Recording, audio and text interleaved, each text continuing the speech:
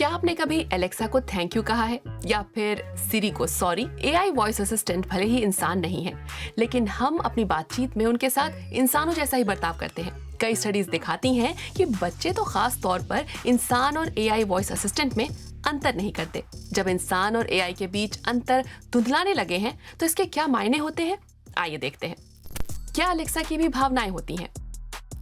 Alexa और Google home जैसे gadgets असल में वॉइस बेस्ड कॉन्वर्सेशनल असिस्टेंट्स होते हैं। धीरे धीरे ये कितने आम होते जा रहे हैं। दुनिया भर में बच्चे भी लगभग नियमित तौर पर एआई सिस्टम्स के साथ बातचीत कर रहे हैं। स्कॉटलैंड की एक रिसर्च टीम ने 6 से 11 साल के बच्चों के इंटरव्यू लिए।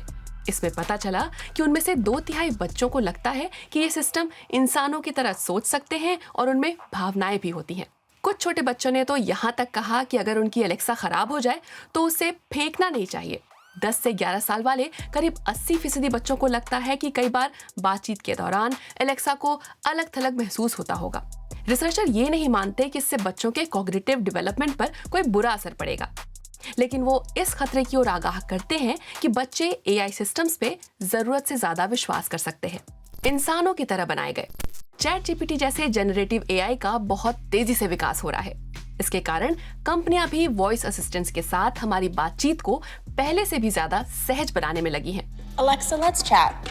What's on your mind? क्योंकि बातचीत जितनी आसानी से होगी, हम वॉइस असिस्टेंट के साथ उतना ही ज्यादा समय बिताएंगे और हम उनके साथ जितनी ज्यादा बातें करेंगे, हमारी उतनी ही अधिक निजी जानकारियां उन तक पहुंच पाएंगी।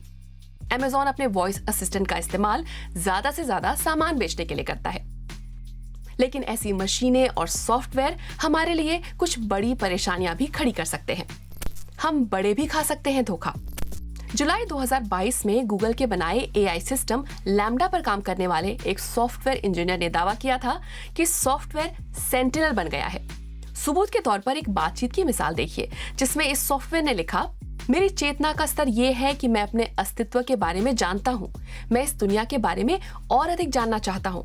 मैं कभी कभी खुशी या दुख महसूस करता हूँ। उस सॉफ्टवेयर इंजीनियर ने और भी कई उदाहरण देकर बताया कि एआई सिस्टम ने अपनी चेतना विकसित कर ली है। ये सब सुनने में बकवास लग सकता है। कहा जा सकता है कि एआई चैटबॉट्स कितने भी बढ़िया हो गए हों, लेकिन उनकी तुलना सोचने, समझने और महसूस करने वाले जीवों से कभी नहीं की जा सकती है। हैं तो वो टूल्स ही, लेकिन ये भी सच है कि जब इन चैटबॉट्स से अच्छी तरह बातचीत होती है तो हम उसके जवाबों पर एक गूगल सर्च रिजल्ट की तुलना में ज्यादा भरोसा करते हैं। स्टडीज दिखाती हैं कि यूजर्स को गूगल की तुलना में चैट जीपीटी के जवाब ज्यादा बेहतर लगे।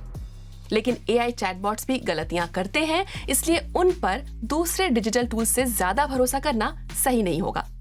इसके अलावा गूगल का लैम्डा दिखाता है कि सिर्फ बच्चों को ही आर्टिफिशियल इंटेलिजेंस के बारे में एजुकेट करने की जरूरत नहीं है। स्कॉटलैंड के रिसर्चर अब एआई लिटरेसी की बात कर रहे हैं। वो चाहते हैं कि स्कूलों में बच्चों को एआई के बारे में बताया जाए। वो ये भी चाहते हैं कि कंपनियां जिम्मेदारी लें कि उनके एआई प्रोडक्ट्स बच्चों या बड़ों को भ्रमित नहीं करेंगे।